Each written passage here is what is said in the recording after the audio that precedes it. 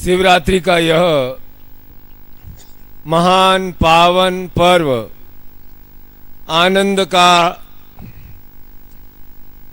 उत्सव, यह महोत्सव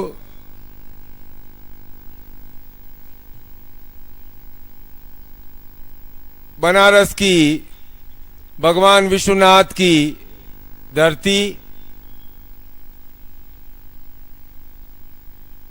आप यहाँ बैठे गुरु आपके सामने बैठे और यह उत्सव हम संपन्न करें, इससे बड़ा जीवन का कोई सौभाग्य नहीं हो सकता है।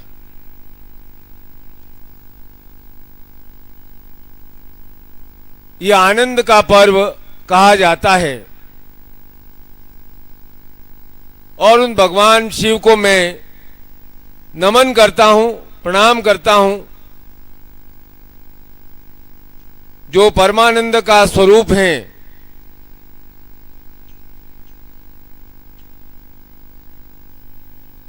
और भगवान शिव को,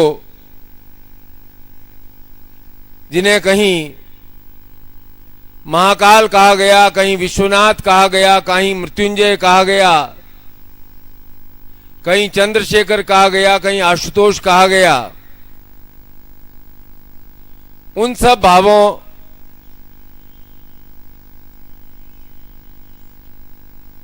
को समझा नहीं जा सकता है।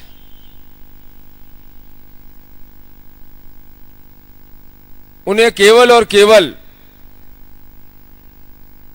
बार बार पाठ करने से, बार बार रिपीट करने से और समर्पण के साथ दोहराने से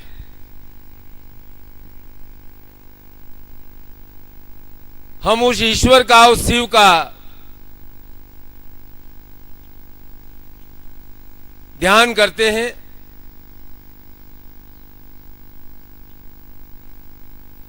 जिन्हें संसार का पहला ग्रस्त कहा गया, जिन्हें संसार में सबसे बड़ा सन्यासी बताया गया, क्योंकि यदि शिव को हम समझ पाते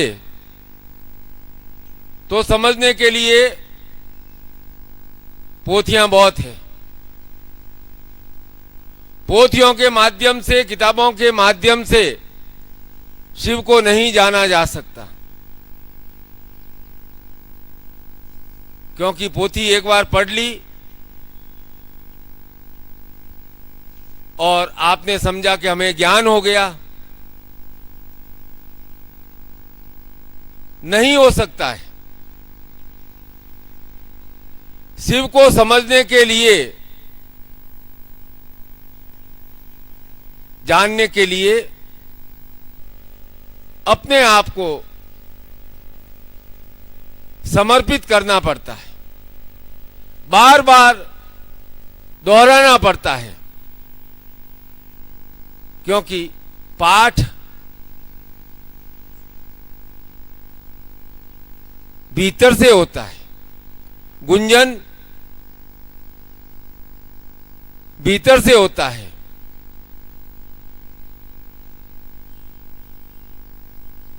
ओम का अनाहत भाव, अनहद जप, उच्चारण भीतर से होता है। और शिव भाव समर्पण के साथ स्वभाव है। जो भीतर का भाव है वह शिव भाव है।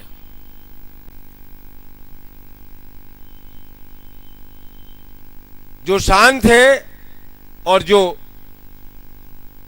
तांडव भाव से भी युक्त हो सकता है। और शिव के बारे में कहा गया है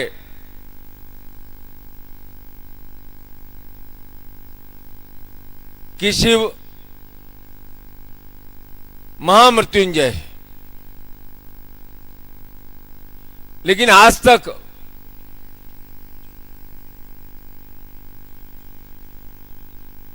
ज्ञानियों ने भी समझने का प्रयास नहीं किया कि क्या मृत्यु, कौन सी मृत्यु, जो जीवन अभी चल रहा है उसकी मृत्यु, या जो क्षण बीत गया है उसकी मृत्यु।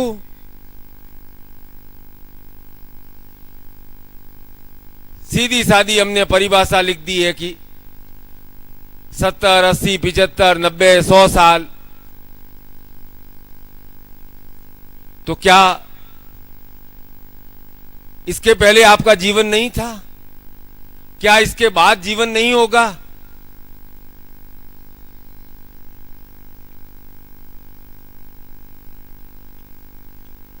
यदि हमारा पहले भी जीवन था और हमारा अभी भी जीवन है और हमारे बाद भी जीवन रहेगा, तो मृत्यु कहां? मृत्यु है ही नहीं। मृत्यु तो उसे कहते हैं जब समाप्त हो जाए, पूर्ण रूप से समाप्त हो जाए, उसे मृत्यु कहा गया है।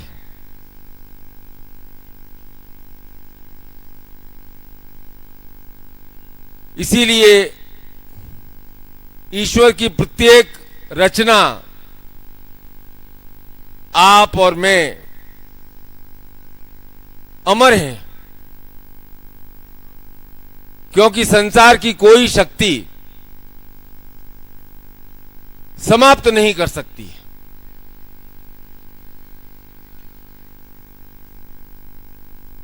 लेकिन हम क्या समझते हैं?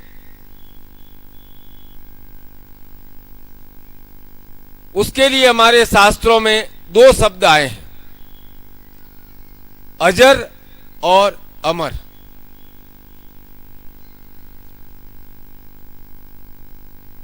कि हम अमर हैं लेकिन उसके साथ साथ अजर हों। अर्थात अजर मतलब जर नहीं हो, जरा से मुक्त हों, पीड़ा से मुक्त हों। यदि हम जरा से युक्त रहे, पीड़ा से युक्त रहे,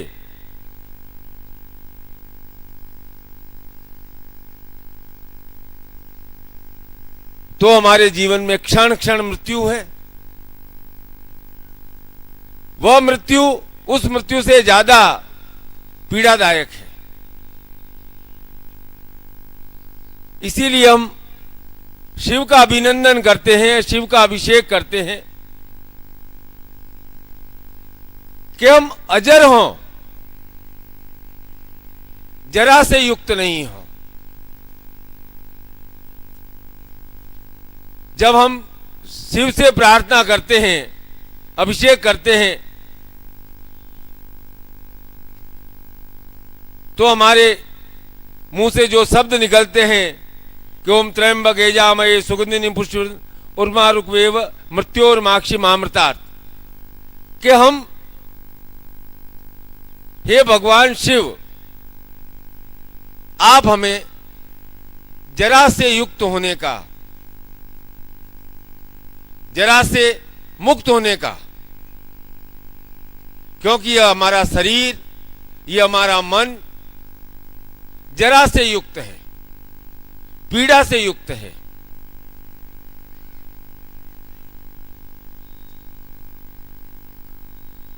मृत्यु ऐसी हो जिसे मोक्ष कहा गया है, मुक्ति कहा गया है,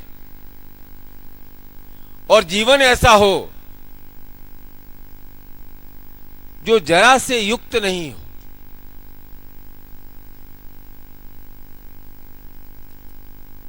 हर कोई चाहता है कि उसे लंबी उम्र मिले, कोई भी आपको बुजुर्ग आशीर्वाद देता है तो यही आशीर्वाद देता है, फलो फूलो खूब जियो, आयुष्मान भव। गुरु भी आशीर्वाद देते हैं, आपको ही कहा था आयुष्मान भव। ये जो आयुष्मान भव का भाव है,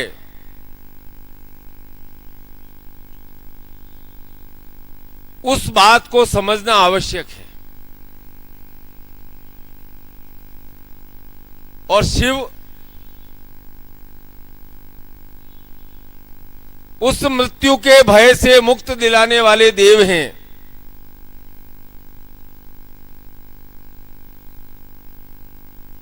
जो मृत्यु का भय रोज रोज रोज रोज रोज रोज आपको कौंधता है, बींधता है, बेधता है,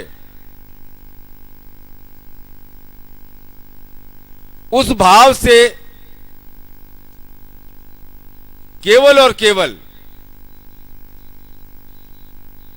मुक्ति कौन दिला सकता है? उस भाव को कहा गया है शिव भाव। और शिव भाव में आने का तात्पर्य है स्वस्थ हो जाना। बड़ा ही गंभीर शब्द है स्वस्थ। आपने सोच लिया कि स्वस्थ हो, हमारा शरीर मजबूत हो, हमारे रुधिर प्रवाह ठीक से चलता रहे,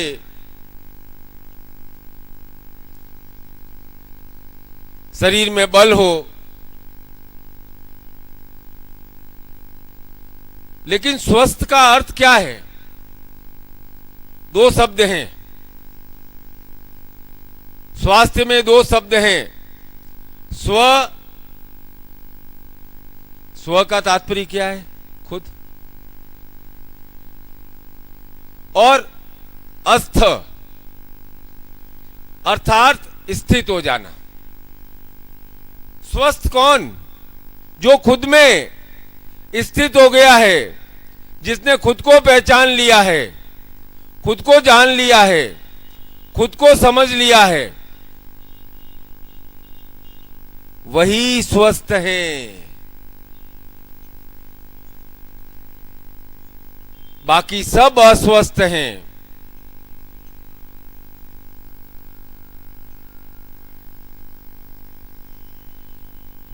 एक जगह एक स्कूल में मैं गया, वहां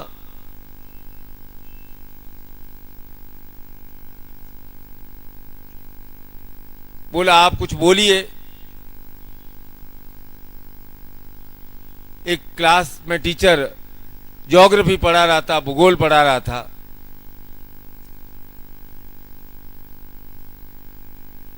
अच्छे से समझा रहा था। मैंने भी पूछा कि चलो एक प्रश्न मैं पूछता हूं आपको, दिशाएं कितनी हैं? एक बच्चा खड़ा हुआ,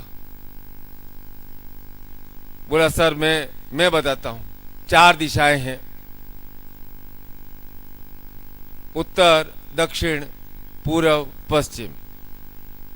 आप सब भी जानते हो। अध्यापक थोड़ा ज्यादा समझदार था, ज्यादा किताबें पढ़ी हुई थी। उसने बोला सर हम बच्चों को बताते हैं 4 दिशाएं ही हैं, वास्तव में 8 दिशाएं होती है। मैंने कहा बताओ। तो उसने कहा उत्तर, दक्षिण, पूर्व, पश्चिम के अलावा आग्नेय, नैऋत्य, ईशान,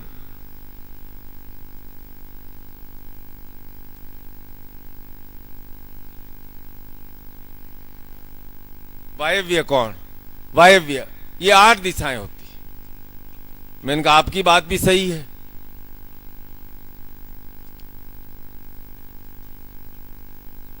वायव्य, अग्नि, ईशान, इन सबको भी जोड़ना ही पड़ेगा। हर 2 दिशाओं के बीच में भी एक दिशा होती है। प्रिंसिपल को लगा कि अब गुरुजी के सामने कुछ और कि भाई मैं स्कूल का प्रिंसिपल हूं, मैं कुछ और विशेष बताता हूं। उसने कहा कि गुरुजी इसके अलावा भी 2 दिशाएं और होती हैं। बच्चे समझते हैं 4 दिशाएं हैं, मास्टर जी समझते हैं कि 8 दिशाएं हैं। इसके अलावा भी 2 दिशाएं और होती है। मैंने कहा और कौन सी भाई 2 दिशा? के आकाश और पाताल।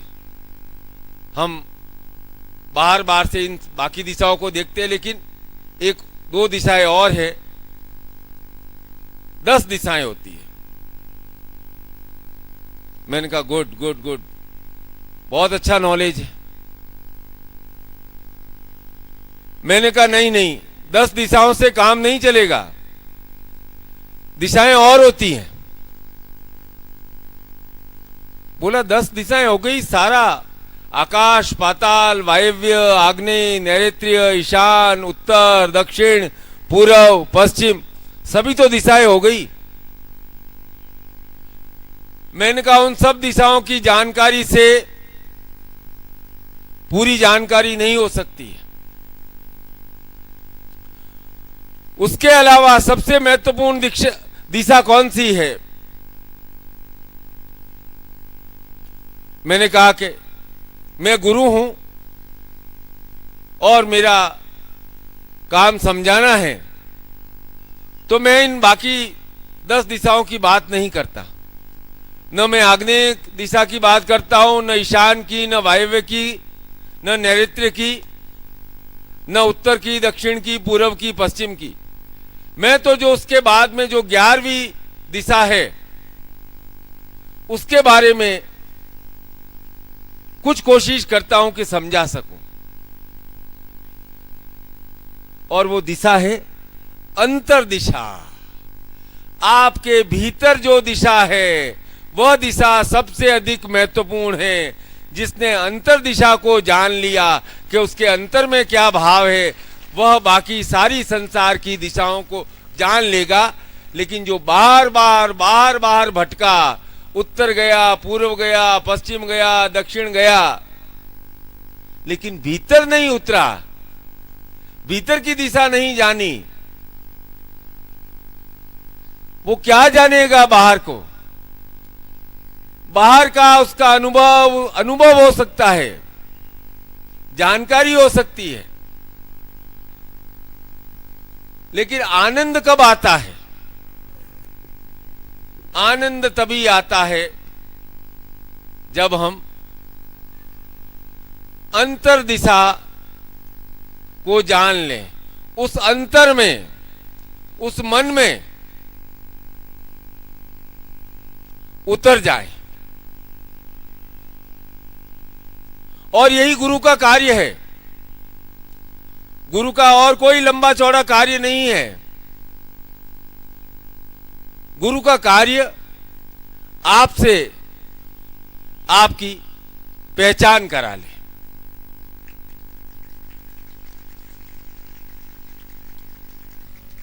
आपको आपके स्व से परिचित करा ले। आप कौन? मैं किसी के लिए पिता हूं, किसी के लिए पुत्र हूं, किसी के लिए नाना हूं, किसी के लिए भाई हूं, किसी के लिए मित्र हूं, किसी लिए के पति हूं। मैं कौन? क्या मैं नंदकिशोर हूं, भाई हूं, पिता हूं, पुत्र हूं, मित्र हूं? मैं कौन? यदि मेरा नाम नंदकिशोर नहीं रख करके विष्णु प्रकाश रख दिया होता तो क्या मैं विष्णु प्रकाश हो गया? कि मेरा नाम शिव सिंह रख दिया होता तो क्या मैं शिव सिंह हो गया? गुरु आपको बार बार यही पहचान कराने आते हैं कि तुम कौन? हो कौन तुम? जो संसार में नाम रख दिया वही नाम है? या तुम्हारी आइडेंटिटी ये है कि मैं उसका सन हूं या मैं उसका फादर हूं?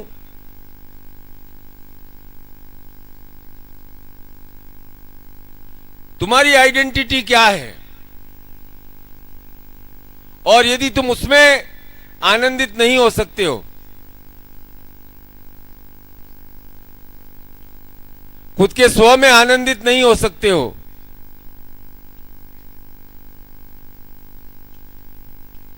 तो कहीं भी आनंद नहीं मिल सकता है। और इसीलिए ये ध्यान का, ये पूजा का, ये मंत्र का इसीलिए कहा जाता है गो इनसाइड, गो इनसाइड। जिस दिन तुम अपने अंदर उतरने लग जाओगे,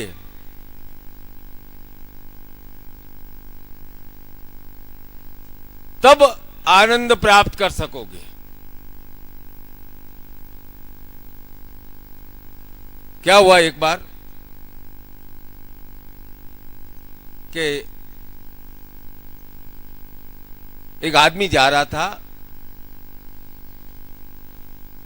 गाय उसके पकड़ी हुई थी, रस्सी से बांधी हुई थी। आदमी के हाथ में भी ऐसी रस्सी बंधी हुई थी, गाय के गले में भी रस्सी बंधी हुई थी।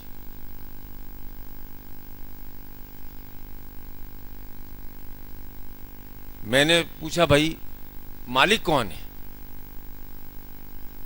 गाय मालिक है या ये आदमी मालिक है?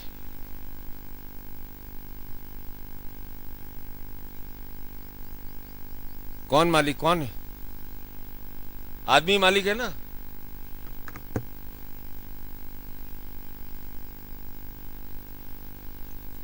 अच्छा, अब सोचो कि रस्सी टूट जाए, रस्सी टूट जाए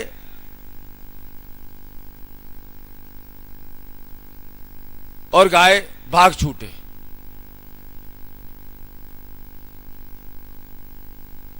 तो क्या होगा? गाय आदमी की तरफ दौड़ेगी या आदमी गाय को पकड़ने के लिए दौड़ेगा? हाँ? आदमी दौड़ेगा। तो फिर आदमी मालिक कैसे हुआ? अरे मालिक तो वो होता है जो पूर्ण होता है, जिसके पास अपने आप आता है। यदि वो आदमी मालिक होता तो गाय उससे छूट करके भागती थोड़ी, और गाय छूट गई तो फिर आदमी पीछे पीछे पीछे पीछे क्यों दौड़ रहा है? आदमी दौड़ रहा है इसलिए दौड़। अरे हम मालिक होते तो वे वस्तुएं हमारे पास आती। इसीलिए कहा गया कि ईश्वर मालिक है, गुरु मालिक है, भगवान मालिक है। उसके पास हम दौड़ दौड़ करके जाते हैं और उनके चरणों से लिपटते हैं, उन्हें प्रणाम करते हैं, उन्हें समर्पण करते हैं। वो मालिक है। सदगुरुदेव की, सदगुरुदेव की, सदगुरुदेव की। ओम हर हर महादेव। वो नहीं कहेंगे। आप कहोगे कि आज तो संडे है, आज तो मैं रेस्ट में हूं। ईश्वर कभी नहीं कहता है कि आज मेरे लिए संडे है, कि आज मेरे लिए मंडे है। पर वो इतना जरूर कहता है कि आना है, तुम्हें आना है। तुम सोचो कि आज मैं आलस्य करूं, आज भगवान आप थोड़ा आ जाना ना, रोज रोज मैं विजिट करता हूं, आज आप विजिट कर लेना। अरे वो मालिक है, हमें भी मालिक बनना है, क्योंकि हम ईश्वर का अंश हैं। और हमें मालिक बनना है तो हम जो भागते हैं, इस चीज को पकड़ूं, इस चीज को पकड़ूं, इस चीज को पकड़ूं, दौड़े जा रहे हैं। ये पकड़ में आ गया, अब इसको पकड़ लूं, ये पकड़ में आ गया, इसको पकड़ लूं। फिर क्या होगा? आप सोचोगे कि आप अमर हो गए, नहीं हो सकते। आप कहोगे मेरे नाम की एक तख्ती लग गई है। इतने रास्ते हैं, इतने रास्ते हैं, आप आए हो, हजारों जगह साइन बोर्ड लगे हुए, तख्तियां लगी हुई है। अब आप बताओ कि आप सोच करके दिमाग में बताना कि कितनों की शकल आपको याद है। हजारी प्रसाद मार्ग, राम प्रसाद मार्ग, किशनलाल मार्ग, हरिराम मार्ग, विष्णु गोपाल मार्ग, या 50 तरह के मार्ग हैं। किनकी शक्लें याद है आपको?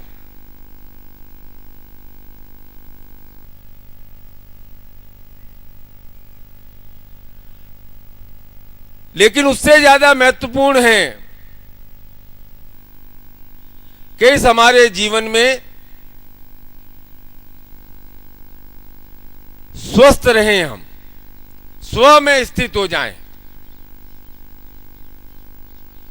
क्योंकि स्व में स्थित होना सबसे मुश्किल कार्य है।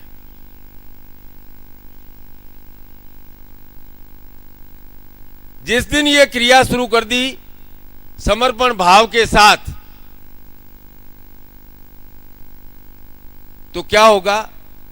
वही शिव भाव आएगा, वही शिव भाव आएगा तो शक्ति अपने आप दौड़ी हुई आएगी।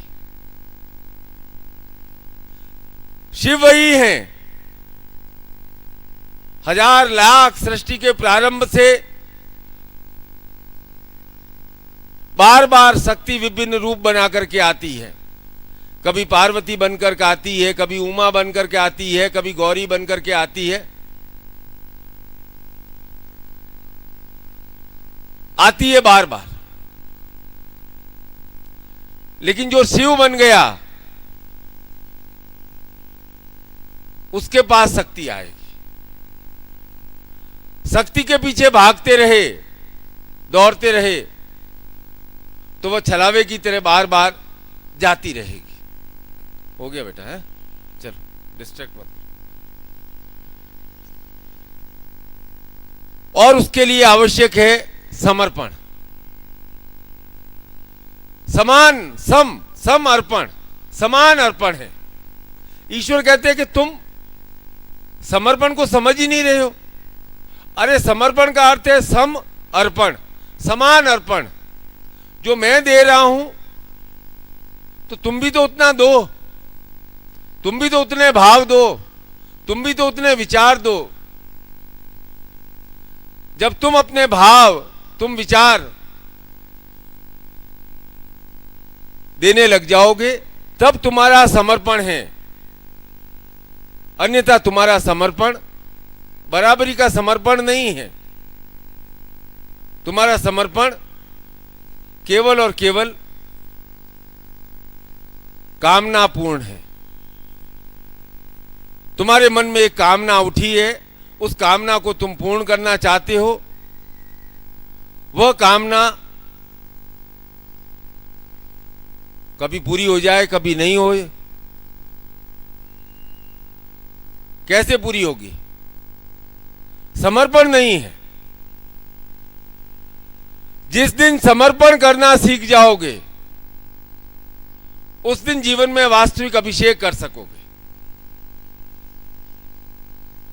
इसलिए गुरु कहते हैं सरेंडर हो जाओ, ईश्वर के सामने सरेंडर हो जाओ, समर्पित हो जाओ। आप बचा बचा के रखते हैं कि मैं सरेंडर कैसे हो जाऊं। अपने अहंकार को जीवित रखना चाहते हो, अपने अहंकार को जीवित रखना चाहते हो और आपके मन की कामना भी पूर्ण करना चाहते हो। लेकिन स्वयं को जानना है, स्वयं को समझना है, स्वयं में आनंदित रहना है, स्वस्थ रहना है, स्वयं को, स्व को स्थित करना है।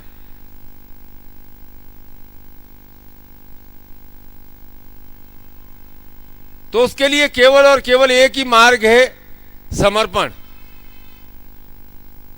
तब हम महामृत्युंजय का वास्तविक वर्णन कर सकते हैं, तब शक्ति हमारे पास आ सकती है,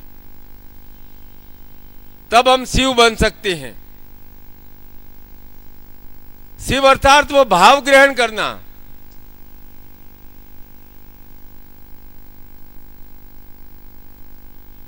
गृहस्थ में भी, सन्यास में भी। लेकिन हमारे यहां क्या हुआ कि गृहस्थ हो और चाहे सन्यासी हो, दो लोगों ने सबसे ज्यादा किसी चीज को मारा है तो वह स्वास्थ्य को, हेल्थ को मारा है। गृहस्थी ने क्या किया? भोगों के अंदर शरीर को सत्यानाश करता रहा।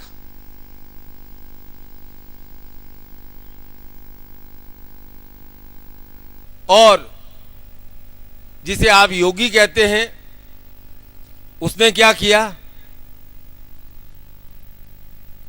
उसने कहा कि बस भूखे रहो, तपस्या करो, तपस्या करो, एक टांग पे खड़े रहो, दिन में एक बार आहार लो, 6 दिन में एक बार आहार लो, भूखे मरो। दोनों ने शरीर का सत्यानाश किया, दोनों दोषी है। इसलिए जो भी आपको ऐसा उपदेश दे, 4 दिन भूखे रहना, 6 दिन भूखे रहना, 15 दिन भूखे रहना, आज केवल सत्तू खाना, आज केवल ऐसी चीज खाना, आज ये करना, वो सब आपको नुकसान पहुंचाने वाले लोग हैं। और कोई ऐसा मिल जाए कि नहीं नहीं ये तो शरीर है, खाओ खाओ, वो भी आपको नुकसान की सलाह देने वाले लोग हैं। अरे ये शरीर यंत्र है। मैंने पहले ही कहा कि जीवन के उपरांत भी जीवन है, जीवन से पहले भी जीवन था, और जीवन के उपरांत भी जीवन रहेगा। लेकिन हम इस यंत्र को ही संभाल के नहीं रखे तो हमारी आत्मा कहां निवास करेगी? बड़ा दुख होता है, उस आत्मा को दुख होता है जब आप शरीर को पीड़ा पहुंचाते हो। वास्तव में आप अपने शरीर को पीड़ा पहुंचाते हो। या तो भूखे मर करके पीड़ा पहुंचाते हो, या अति भोग से उसको पीड़ा पहुंचाते हो। दोनों ही रूप में आप नाश करते हैं उस शरीर का जिसके अंदर आपका मन है, जिसके अंदर आपकी आत्मा है, जिसके अंदर आपका विचार है, जिसके अंदर आपकी शक्ति है, जिसके अंदर आपकी पावर है, जिसके अंदर आपकी श्रेष्ठता है। वो सब निवास तो इसी शरीर में करती है। इस शरीर से अलग हट करके तो क्रिया संभव नहीं है। इसीलिए शिव कहते हैं कि तुम मेरा अभिषेक कर रहे हो, क्या कर रहे हो? दूध चढ़ा रहे हो, घी चढ़ा रहे हो, शहद चढ़ा रहे हो, शक्कर चढ़ा रहे हो, जल चढ़ा रहे हो। उसी तरह से अपने इस शरीर को भी आनंद के साथ रखो। इस शरीर को अति भोगों में भी मत डालो और अति निरोध में, कि हमने सब चित्तवृत्तियों का निरोध कर दिया है, तो क्या होगा कि बार बार तृष्णा भाग करके वहीं आएगी।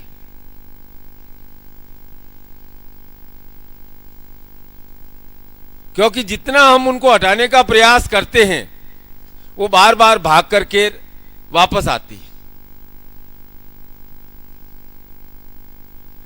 अभी दिल्ली में एक महाराज जी मिलने आए मेरे से, 60-62 साल की उम्र होगी। बोले मैंने 30 साल पहले सन्यास ले लिया था,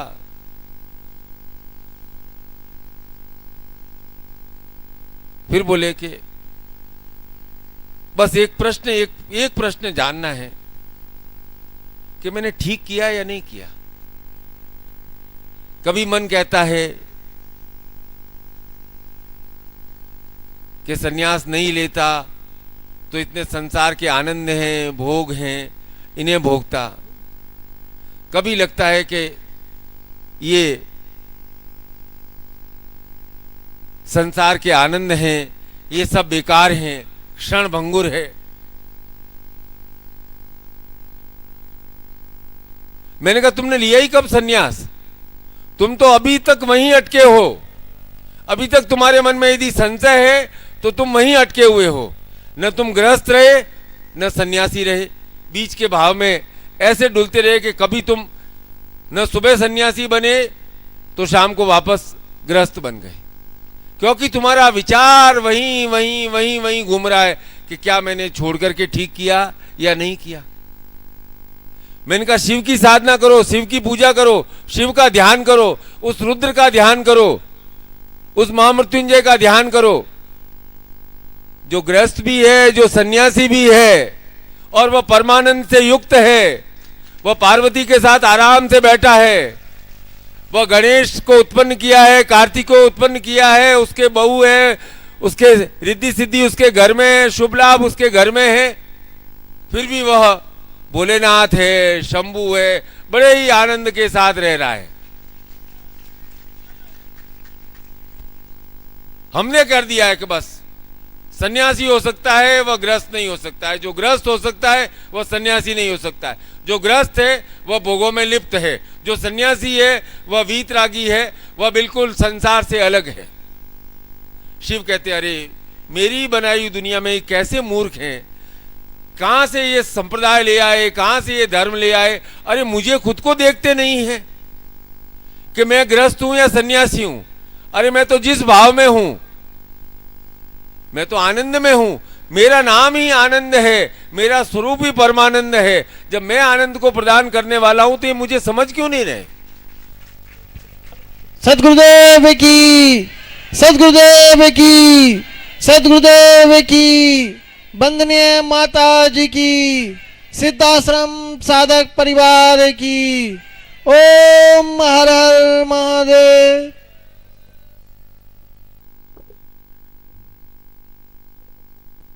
यह जो गृहस्थ में संन्यस्त भाव होना बहुत मुश्किल नहीं है, बहुत इजी है, बहुत सरल है।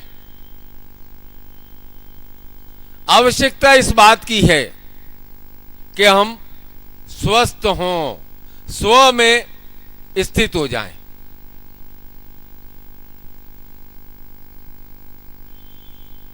और स्वस्थ स्व में स्थित जब तक नहीं हुए आयु प्राप्त नहीं हो सकती।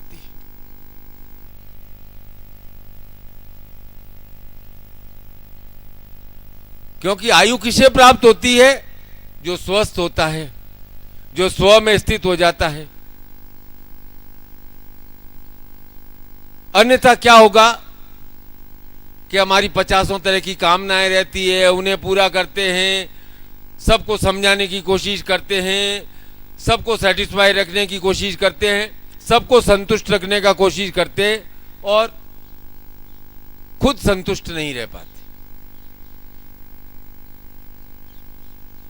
बहुत विशेष आवश्यक बात है कि हम चाहते हैं कि सब हमारे से संतुष्ट रहे, सब कहे भला भला, बहुत अच्छा, गुड गुड गुड, सब हमें गुड गुड गुड गुड करते रहें, या सब हमसे डरे, या सब हमारी प्रशंसा करें।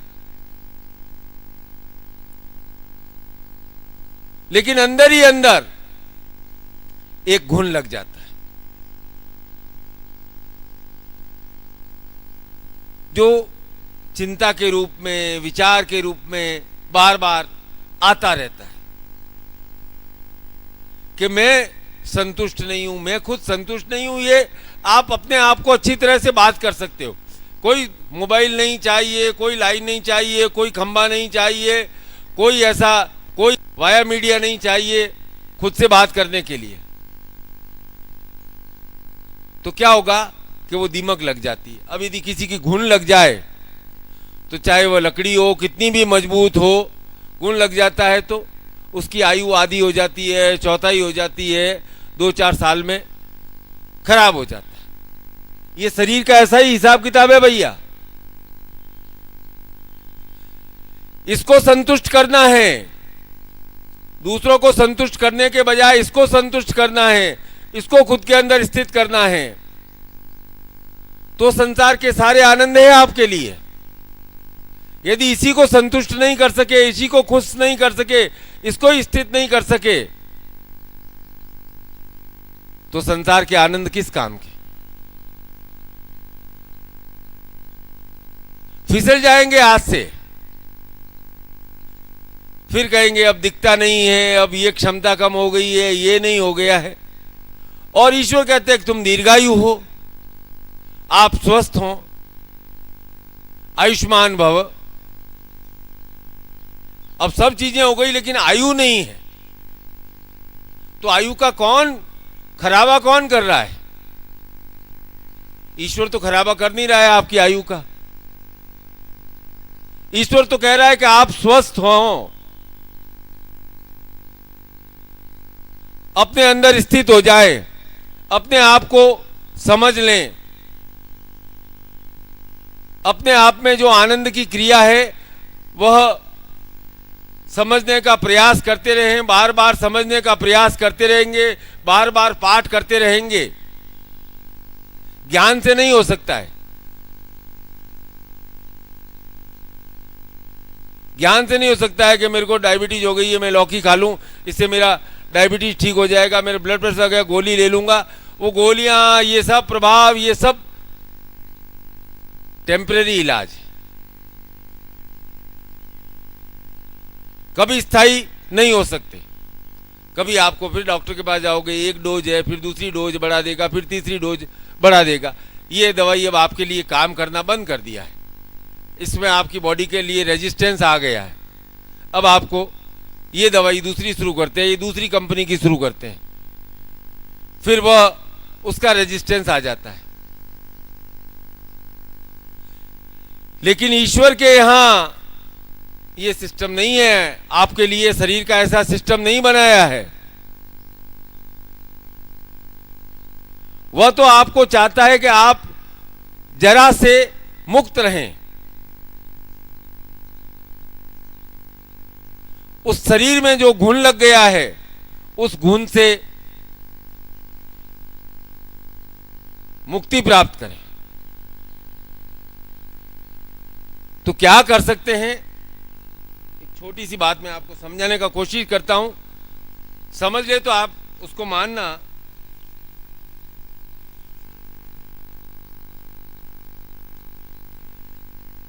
क्योंकि हमें ये तो ध्यान है कि ईश्वर ने हमें जीवन दिया है।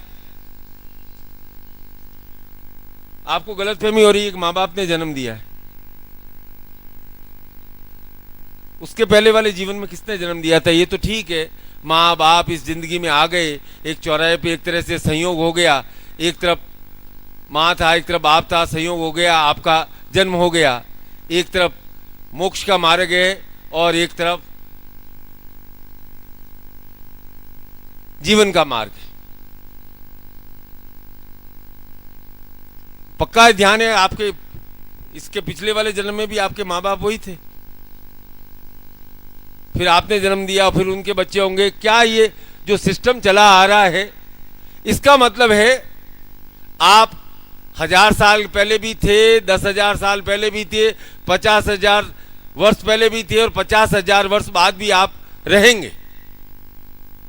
ये तो आ गया है, इस जीवन में क्रम आ गया है कि this is your father, this is your mother. Guaranteed नहीं है अगले जन्म का। तो इसका मतलब है आप कुछ हो, विशेष हो। ईश्वर ने जो कहा है, वो आपको आत्मा दिया है, वो जो जीवन दिया है वह विशेष अद्भुत चीज है। उस अद्भुत चीज की रक्षा करनी है, उस अद्भुत चीज का आनंद लेना है, उस अद्भुत चीज को समझना है। वह शिव भाव है। आज एक लिस्ट बनाइए, आपको खुश रहना है। मैं बहुत सिंपल सरल बात बताता हूं कि आज एक ऐसी लिस्ट बनाइए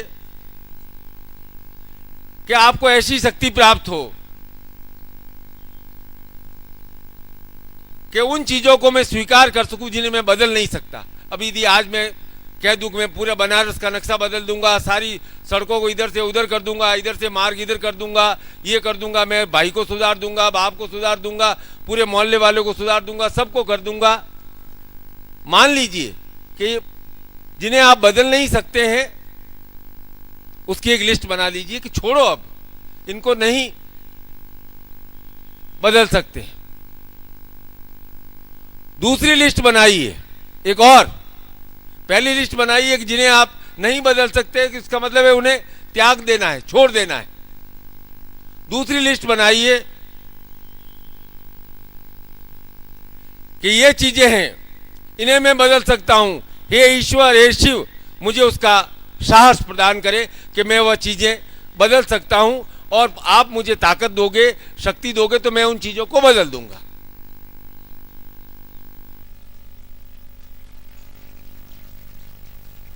पहली लिस्ट बनाई